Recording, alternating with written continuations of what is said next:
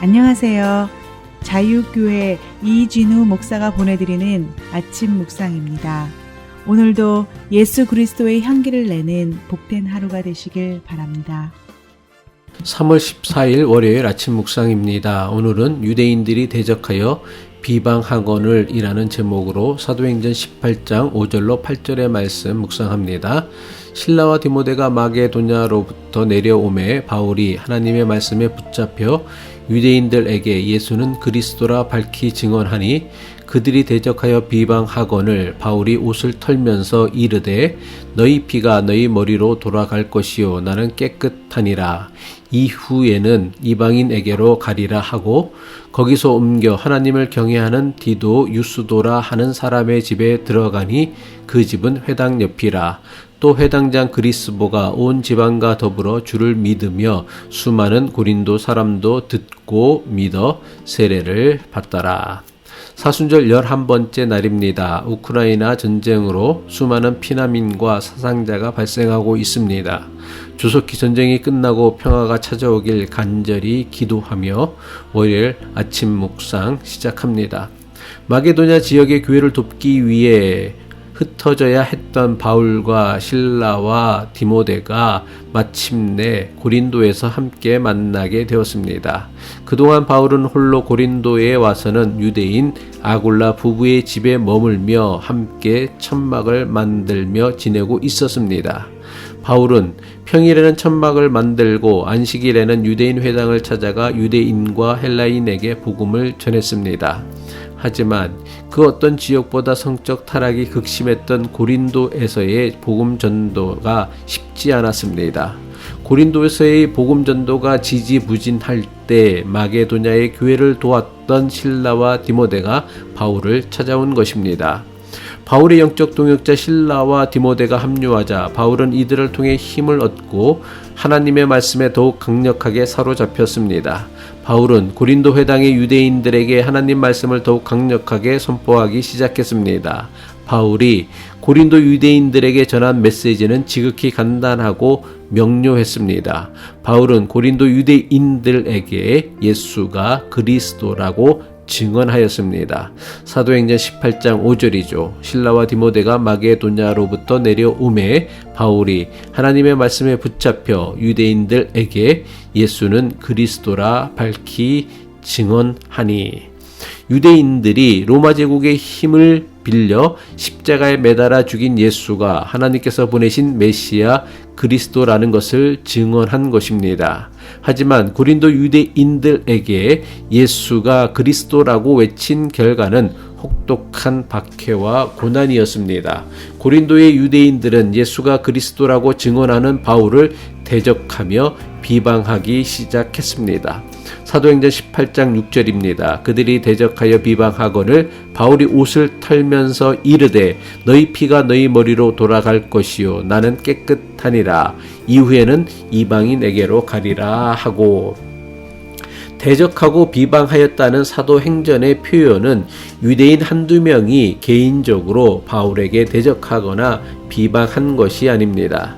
다른 도시의 유대인들이 그러했던 것처럼 고린도의 유대인들 역시 집단적으로 바울을 대적하고 비방한 것입니다. 고린도 유대인들의 집단적인 방해와 비방에 대해 바울이 어떻게 대응했습니까? 바울은 자신을 대적하고 비방하는 고린도 유대인들 앞에서 옷을 털었다고 사도행전은 기록합니다.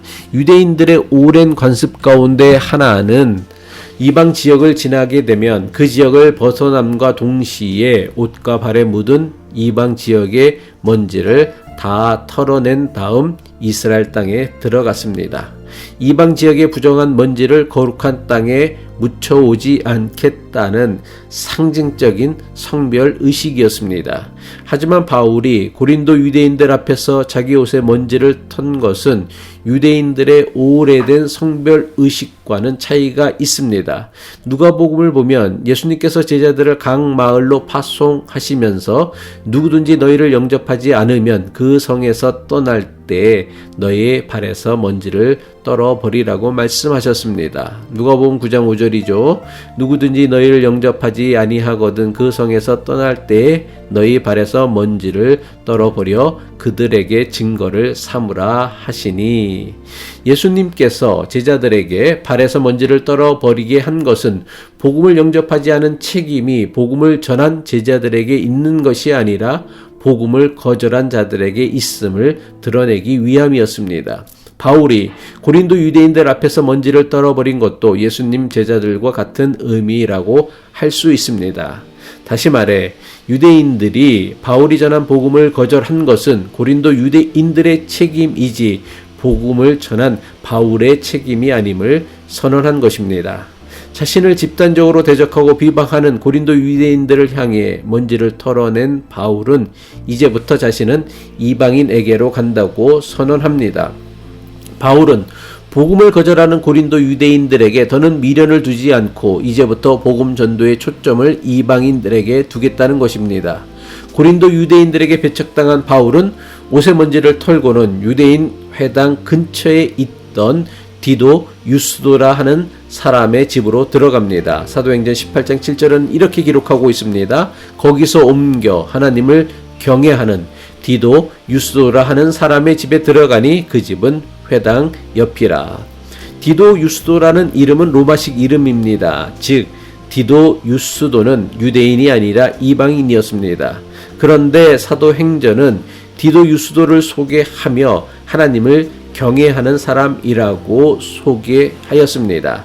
다시 말해 디도 유스도는 비록 이방인이었지만 안식일마다 유대교 회당을 찾아 하나님 말씀을 배우던 사람이었습니다. 그런데 어느 날부턴가 바울이라는 사람이 회당에 나타나서는 예수 그리스도의 복음을 전하는 것을 듣게 되었습니다. 회당에 모였던 모든 사람이 바울이 전하는 똑같은 복음을 들었지만 하나님의 선민임을 자처하던 유대인들은 바울을 대적하며 비방했습니다. 하지만 이방인 디도 유스도는 유대인들에게 배척을 당하고 미움을 받는 바울을 자기 집으로 맞아들인 것입니다. 이것은 오늘 우리에게 매우 중요한 영적 도전을 주는 사건이 아닐 수 없습니다. 참된 신앙은 교회를 얼마나 오래 다녔는가, 교회에서의 직분이 무엇인가로 판별되지 않습니다. 참된 신앙은 언제나 복음을 대하는 바른 자세와 태도를 통해서만 판별되고 드러나게 됩니다.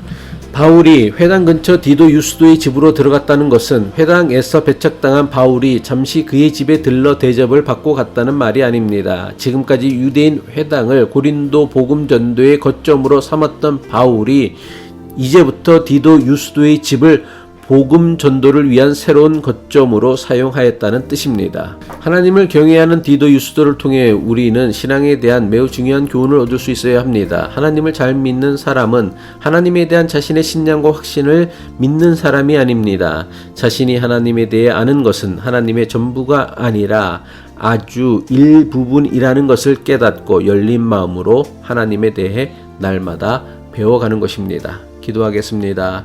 하나님에 대한 자기 확신이나 신념에 사로잡혀 하나님을 제멋대로 제한하거나 규정하지 않게 하옵소서. 하나님을 경외하는 믿음은 하나님에 대해 자신이 아는 것이 별로 없음을 인정하고 열린 마음으로 날마다 하나님을 더욱 깊이 알아가려고 노력하는 믿음임을 깨닫게 하옵소서. 예수 그리스도의 이름으로 기도합니다.